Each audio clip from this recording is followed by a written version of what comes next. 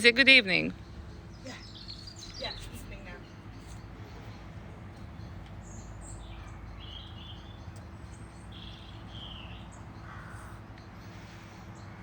Okay. Good evening, everyone. Good evening. So I'm Juliana here at the Old Cheese Room on the Neston Estate, and we're gonna do a little tour in our cheese room, and then walking around to the milking parlor, bulk tank, and then we're gonna find our way to the Neston Park, where we're gonna sit down and taste some cheese. I hope you're going to enjoy that. I also like to say a big thank you for Academy of Cheese organizing this event. Patrick Maglian and everyone who sent us those lovely crackers from Peter's Yard and Trucklemans and Opis, and everyone who joined us and bought the Farmstead cheese box, or just even mentioned our cheeses or tried our cheeses or excited about us. So very pleased to be here and part of this venue and event. And so we're here on the farm. You will hear the birds singing, you will hear probably the guinea fowl start shouting, and everything else is happening. So this is where we all start in the morning, apart from the bulk tank, which you will see.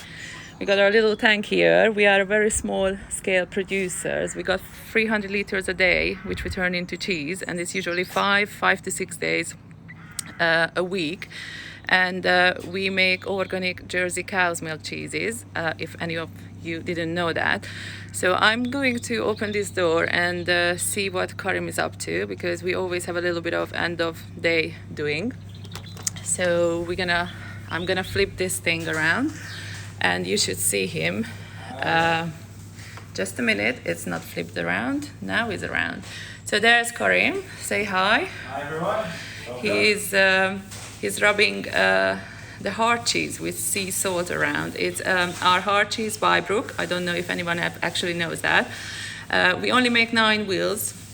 You can see the size of our cheese bed is about 300 liters, and it probably takes about 280 liters each time. So we got 9 wheels of hard cheese, which is about 3.5 kilo, and that's about 32, 33 kilo a time. So we do that once a week. And what else we doing, Karim, here? What else is going on? So this is our make room. That Lydiad is been salted. It'll come out to dry tomorrow, and the day after, all being well, it gets ashed and gets to start its aging process with the ash forming the rind.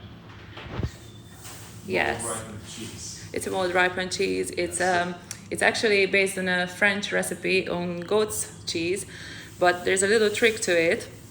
And the little trick you will find out from other people, hopefully, during this British Cheese Weekender, like Patrick is going to talk about them, possibly Ruth and Nick from the Fine Cheese, and you find out more. But I will mention a little bit more about this later on today.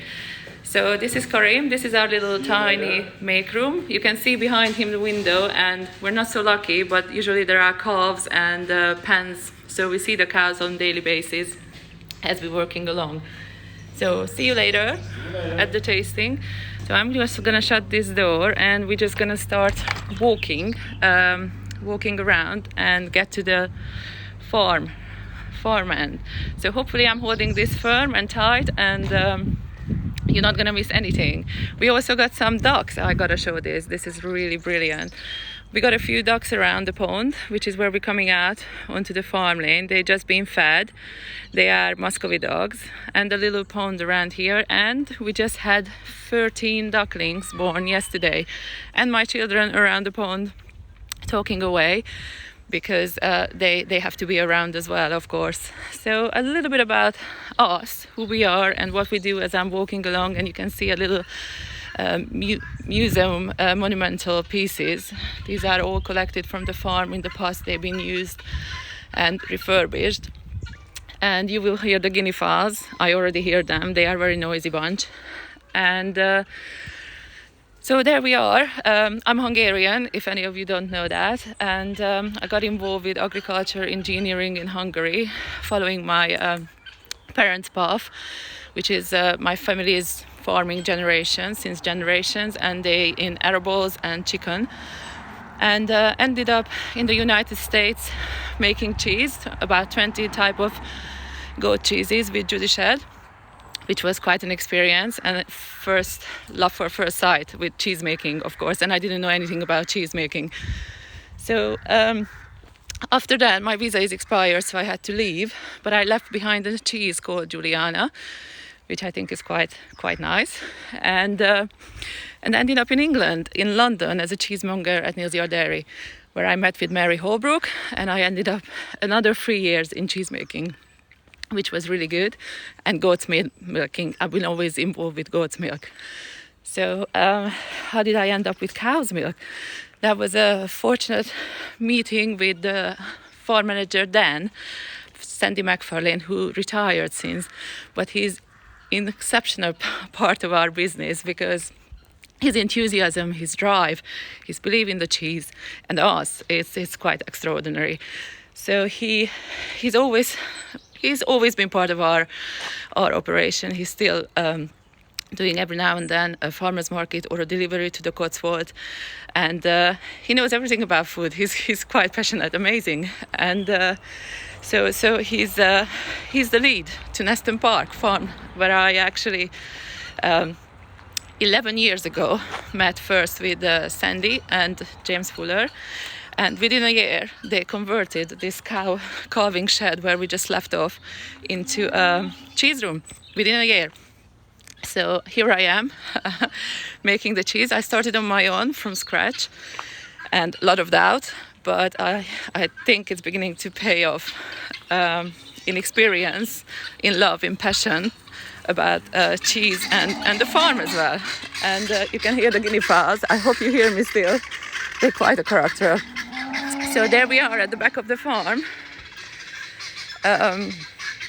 You can see the milking parlor there, which is where Karim collects the milk, usually 6 o'clock every morning. Karim or Joel, we have a new member of the staff, Joel and Ellen, who's coming with me. And here we are meeting with, there is Paul, 2 Pauls actually, the farm manager on the right and the herd manager, Paul, and his wife, Linda. Oh, hi there, you got a little cow there, a calf.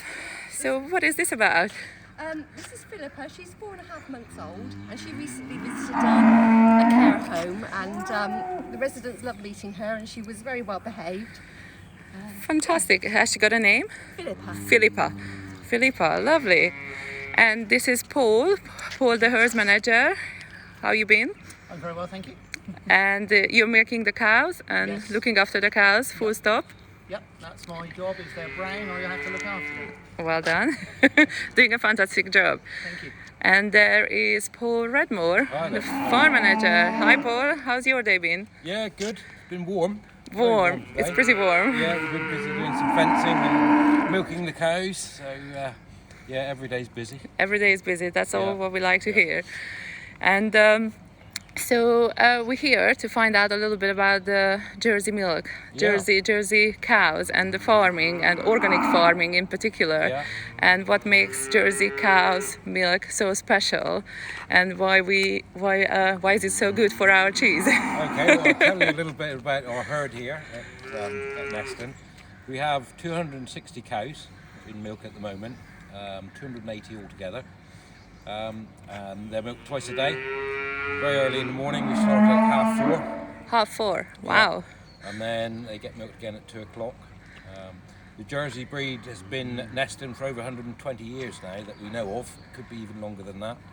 And so some of these cows that are here now would be 15th, 16th generation of cows bred at Neston. Amazing. So you've got a real history behind Real history. the herd.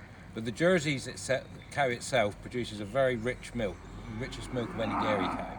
So it's really high in fat at about 5.4 to 6, and protein is good as well at 3.8. So it's ideal for cheese making. Very rich milk, beautiful, and the whole estate is organic. So the milk is organic, and the cows we'll see later, but they're all out grazing now on herbal lays and a whole variety of grasses and herbs that we plant for them. And this just makes that extra special milk. Extra flavour. So they seasonally fed and they are grazing. How long is in a They year? go out usually middle of March, depending on the weather. This year a bit later because it's been so cold. So we're sort of towards the end of March. And they'll stay outside till October, November if weather conditions permit. And then in the winter they come inside to these cow palaces where they have big straw beds to lie on, and they're fed twice a day. And they're fed on, again, grasses and herbs that we make silage out of during the summer. And we'll make about 2,500 tonnes. Those cows will eat all of that within 4 or 5 months. Yes, we can see actually. I had a post about this. It's behind the parlor. There is the silage place. It's been extended. And it was quite intriguing to see how it's going down and all the layers of the silage being piled up. Yeah. We put different grasses and forages in different layers. So we grow lucerne and red clovers, and we also whole crop, which is when we take a cereal crop and we use barley for this, and we cut it quite early and we put it into the silage clamp, the whole plant. So we have layers down through, and as we then feed the cows, we take some of each layer for each feed. Yes. And then put it in a wagon that mixes it all together. And then we also use our own wheat and triticale and barley and oats that we grow here to boost the energy level in the feed. So the cows are fed really well and are producing us lots of milk, about 5,500 litres a cow a year. Wow. So we produce something like 1.4 million litres. Yes. So obviously we are very small compared to what you're producing and what milk we take. Yeah. So I know that there are other people like Lycros cheese taking milk from here, and Ivy House Farm for their milk cream. Our milk is going, all over the country in various forms. So we have Ivy House who do creams and milk, liquid milk and butter. Yes. And they take approximately 45% of our milk. Yes. And then Lycros cheese take about 45% of our milk. Yes. And they're making cheese that's going into markets in this country, but also into America and Korea and into Europe as well. Yes. So the high quality milk of the Jerseys is very sought after. Yes. Particularly from cheesemakers. Yes. I just got a question from Patrick, the cheese writer, food writer, asking, is it tricky to make cheese with such high rich milk? And the answer is we take morning milk. So what is the difference with the morning milk compared to the whole lot or the evening milk? Because the evening milk is a lot higher and a lot richer. That's right, yes. The morning milk is the ratio between butterfat and protein is much more equal in the morning milk than it is in the afternoon milk. So the afternoon milk has a higher butterfat level but a fairly similar protein. The morning milk has lower butterfat levels but the same protein. So the ratio is quite close. So I know that you and Karim, Karim has to be here at 6 o'clock to pick up the milk straight from the cows. So that it's interesting how different milk times. So the milk in the morning is good for cheese, but for ice cream it's better in the afternoon because they want lots of butterfat. More butterfat and more creaminess, yes. So shall we head over to the park and see? Let's go and find some cows. Yes, find some cows. Actually, the cows are out in the park, which is wonderful. I hope we're gonna make it through the arches and a little bit of through the rest of the farm. So, what made you interested in Jersey cows in particular? How did this farm came about? The farm has been here since the year dot and has been owned by the same family for the last over 200 years. So originally there would have been just a few cows producing milk for the house, maybe 3 or 4 cows, and over the years, over the decades, we've gradually expanded. I think if you went back 70 years there'd be probably 40 cows, and then in the 70s and 80s they jumped up to about 160, and then 5 years ago we expanded the herd because the demand for the milk was really high, and so we doubled the herd size to 260 cows. Wow. Yes. So the Jerseys have been here longer than any of us. Yes, it sounds like quite a thing. This is the farm office here, and as we're passing by, on the sides you can see the stables which still have horses, hunting horses, I believe, hunters, That's right, yes, hunters and polo ponies. And polo ponies, and We are getting toward the back of the house, but we're going to take a turn under the arches. And this location is actually quite a lot used for filming, isn't it? And, Or you probably wouldn't recognise it, but a lot of pole art was filmed here. yes, The last 4 or 5 series and the most recent modern series. But they do change everything, so it's very difficult. it's difficult to dress the recognize. set, and it's, Yes. It's quite good when you've got 100 people plus running around and cameramen and so I think it's the riot from Poldark, which was happening here, the market riot. But yes. Yeah. So coming back to the cheese and the milk. Yes. So there. Oh, sorry. Well, I have to highlight the cows. It's all about the lovely milk they give us to make this lovely selection of cheeses, which you're gonna see when we get to the table. And so this is the park. This is Neston Park, which is an estate, isn't it, Paul? Yes, How big it is, the estate? We're about 1,800 acres. So 1,800 acres. 100 hectares. And how much of that is used for the cows, for grazing and Approximately half of that, because we have all the young stock, the baby calves, and as they're growing up before they actually produce a calf and produce milk. So we've got something like 600 plus animals. yes. But we've also got sheep as well, and we're growing 500 acres of crops. So we've got a real mix. Real mix. And you're quite a big protector of nature, wildlife and conservation. Yes, we are. We're in 3 different schemes for conservation, and that accounts for about 7% of the land area. So about 100 acres plus is actually given over just for wildlife habitats. So we've got barn owls and field mice and dormice. Everything. And I think the bird species here. I think when last time we did a bird count, there were I think 12 or 13 on the red list species. Wow. So we've got some big areas that are just given over for nature. It's quite fascinating. It's one of my highlights of my day when I come to work and see all the animals, all the wildlife wakening up and welcoming everyone around here. But there we are. So let me show you the cows a little bit closer. We got a ha-ha, so the cows will never come close to us. Which is, Paul, what is ha-ha? Not everybody knows. A ha-ha is it's a landscape feature which was used. It's a ditch at ground level. So when you actually look from the lawn out over on many of the sort of bigger country houses, you don't need a fence. So it just looks like you're in the field with the cows. Looks like it. It's amazing. It's amazing. And there we are. Have a little picnic table, and we got a guest here. It's already started.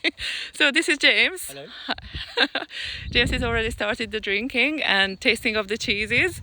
There we are. So we laid a little table for this venue to showcase our cheeses, what we produce. And we will have the tasting of all the cheeses we make. Thank you for your contribution. And there we are. The flowers are from the estate, and the wild garlic is from the estate, foraged this morning. And there we are. So we got our signature cheese, Butternut, which I like to show. Look at that rich yellow creaminess. It's almost like butter, which we yes, that's what we like actually the most about the cheese, the buttery richness and the creaminess, especially when it's broken down all the way through, which can be tricky to achieve, especially seasonally. we find it challenging, but that's part of the cheese making jobs. And we do butternut in 3 sizes, so that's our catering size or deli size, and we have the baby butternut, a new addition through the first lockdown, and mini butternut. And we got very nearby Medley's, which is a smoked version of mini butternut, which is smoked by a local pub around not far from us, and it's uses oak wood and apple wood for smoking. Then we got it's probably my Hungarian heritage, Jersey curd. You could see possibly the yellowness, the creaminess and the richness again coming through. It's very much part of Hungarian cuisine, so we use it a lot in cooking and cooking and baking and in desserts, serving desserts. So we got that, and we did some flavorings here. I went for wasabi because we used to do that in the States at Capriol, and I just love wasabi goat cheese, and I thought it has to be on the repertoire. Especially wonderful with a piece of sourdough bread, or you can enjoy it with some crackers, but men usually like it with some steak or with burgers or anything on barbecue. And we've got the wild garlic spread, which I mentioned. The wild garlic has been foraged from the estate in the morning, and it's mixed in with our Jersey curd. We did a little play on it, so it looks like a block of butter, but it's spreadable. It's advertised as a wild garlic spread.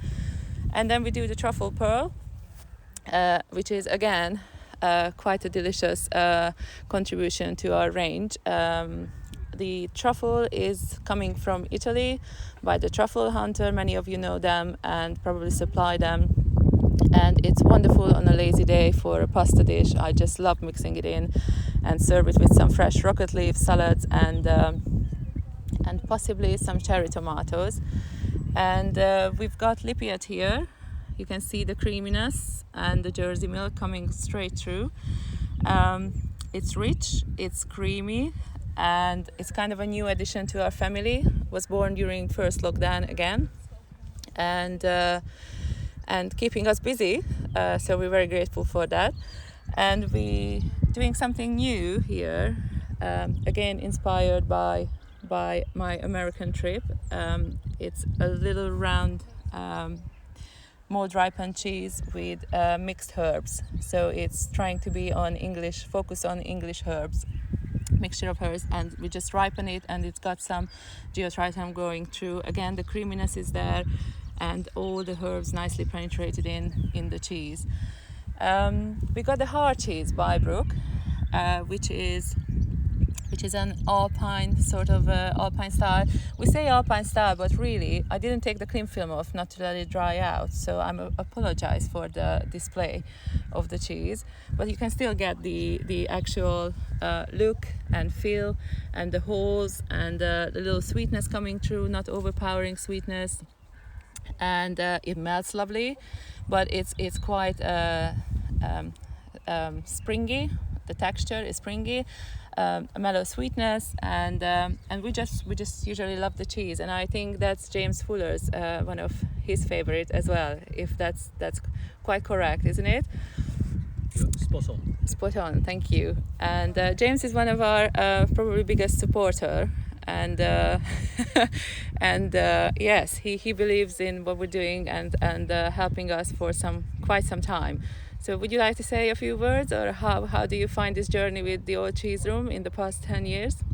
10 years? Has it really been 10 years? 10 years is coming up in May. Well, it's been an exciting 10 years. It has been, isn't it? It's a roller coaster kind of. And I think and I hope, Juliana with her fantastic range has now turned a corner, and it seems to be doing great guns as a business and as a cheese.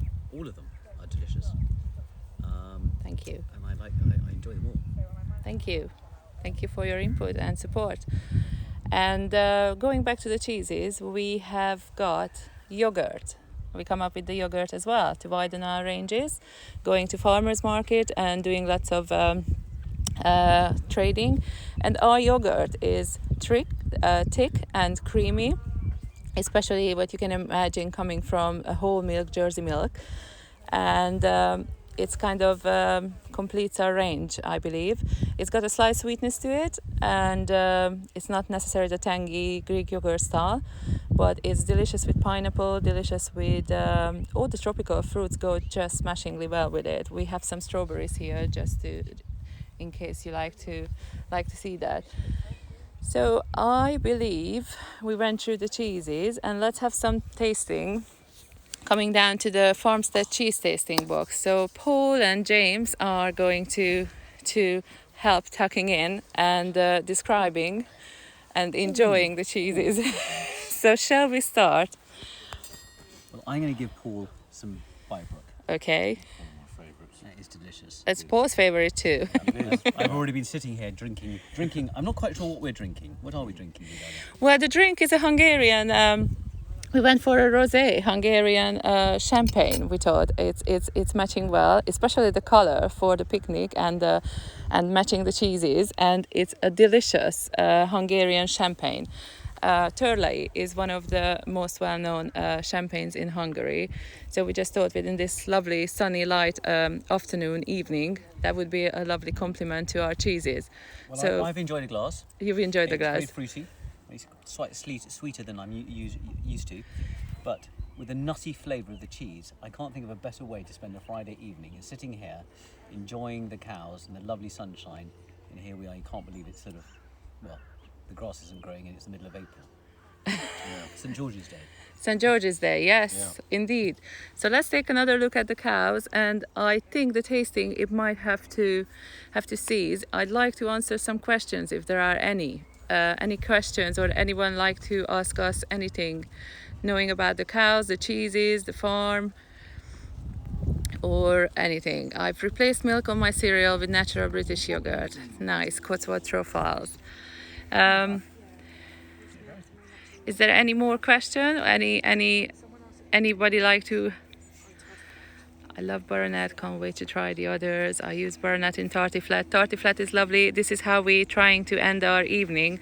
We're all gonna gather around this table, and my husband cooked the tartiflette based on Butternut, and also prepared the recipe of the yogurt and Jersey curd pancake with the Grand Marnier sauce you could find in your selection box.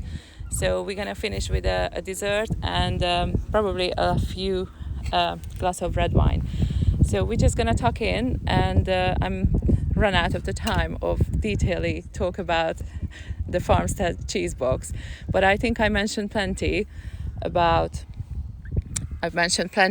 the individual cheeses and how we like to serve them, how we like to enjoy them, and I hope you enjoyed this little introduction and you're going to enjoy our cheeses in the future. How do you define which herbs to add to which cheeses? It's usually we start playing in the kitchen with the cheeses and the herbs what we like, and try to match them and see whether they work or not. The only thing about them that they take forever to ripen. Well, I'm a very impatient person, so I like to mix things together and taste it and tell the result straight away. But it doesn't work like that, and they usually work. Herb mix. I love rosemary. I love mixed herbs.